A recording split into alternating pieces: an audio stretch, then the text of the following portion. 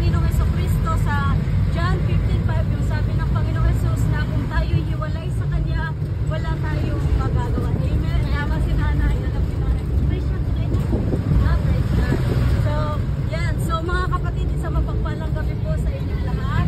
So, dapat po natin malaman na kailangan po natin ang salita ng Diyos kasi meron pong nakasulat sa Mateo chapter 4 verse 4. Sabi po ng Panginoong Jesucristo na hindi lamang sa tinapay nabubuhay ang tao, kundi sa bawat salita na nagbubula sa bibig ng Diyos. So, kailangan po natin ang salita ng Diyos. Bakit po? Kasi meron tayong mga espiritu. Kung ang ating mga physical na pangangatawan, pinapakain natin ito para lumakas, para maging healthy, hindi maging sakitin, kailangan din po natin pakainin ang ating mga espiritu at ito po ay walang iba kundi salita ng Panginoon. Meron po nakasulat sa John 3:16, sabi po doon, gayon na lamang ang pag-ibig ng Diyos sa sangkatauhan, kaya't ibinigay niya ang kanyang bugtong na anak upang ang sino mang sumasampalataya sa Kanya ay hindi mapapahamak kundi magkakaroon ng buhay na walang hanggan. Alam niyo po ba na kung meron mang totoong nagmamahal at nagmamalasakit sa atin, yun ay walang iba kundi ang Panginoon. Yan. Kung meron man pong totoong nagmamahal sa atin, nagmamalasakit, yes, mahal tayo ng mga pamilya natin, asawa, mga kapatid, magulang, anak. Pero ang Diyos po ang totoong nagmamahal at nagmamalasakit sa atin. Kaya nga po, sabi doon, ang sino man sumasampalataya sa Panginoong Jesucristo, hindi mapapahamak, kundi magkakaroon ng buhay na walang hanggan. Dapat po nating tandaan na yung mga buhay natin sa mundong ito, temporary lamang po.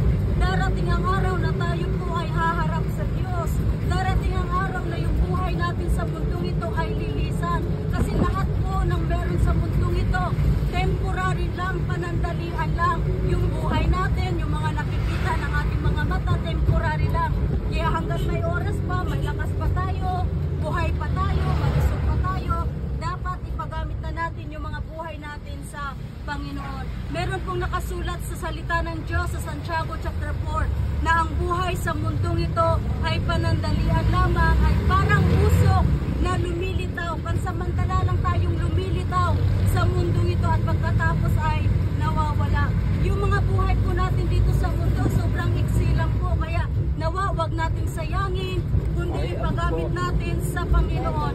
Tandaan po natin na yung mga buhay natin ay galing sa Diyos at darating ang araw na ito rin po ay babalik sa Diyos kung tayo ay maglilingkod sa Diyos. Meron lang din pong dalawang lugar ang patutunguhan natin sa hinaharap, langit at impyerno, at wala na pong iba kasi yun lang po ang nakasulat sa salita ng Diyos. Kaya ngayon pa lamang po, kung narinig niyo po ang salita ng Panginoon, ibigay niyo na po yung mga buhay po ninyo sa Panginoon, magsisi na tayo sa ating mga kasalanan, magbalik loob na tayo sa Diyos, huwag tayong papayag na ihira tayo o mabubuhay tayo sa mundong ito na wala tayong personal na relasyon sa ating tagapagligtas.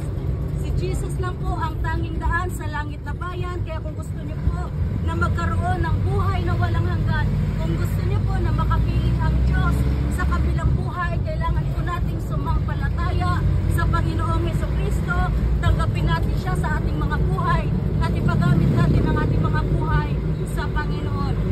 Dati po nung ito testimony, share ko na lang din po, nung wala pa ako sa Panginoon, sobrang gulo ng buhay ko.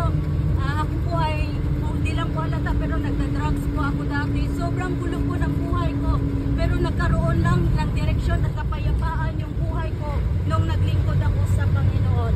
Pag hindi